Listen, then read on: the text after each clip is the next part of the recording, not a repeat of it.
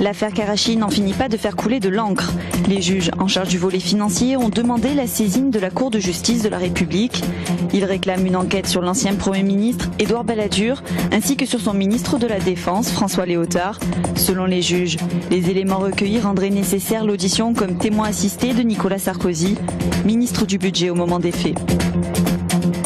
Sur place à Tunis, François Hollande a fait partie des responsables étrangers invités aujourd'hui à la cérémonie de célébration de la nouvelle constitution tunisienne.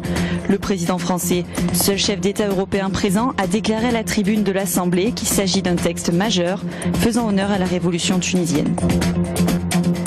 Christiane Taubira a donné aujourd'hui son feu vert pour ouvrir une enquête interne sur le dysfonctionnement d'un fax au tribunal de Bobigny. Un problème d'encre de cet appareil avait alors permis la remise en liberté d'un meurtrier présumé. La ministre de la Justice a estimé que l'on ne peut pas consentir à des risques d'une telle nature. Vous l'avez peut-être constaté, aucun journal Libération n'était en vente aujourd'hui dans les kiosques. Les salariés du quotidien étaient en grève pour réclamer à nouveau le départ des dirigeants Philippe Nicolas et Nicolas Desmourans.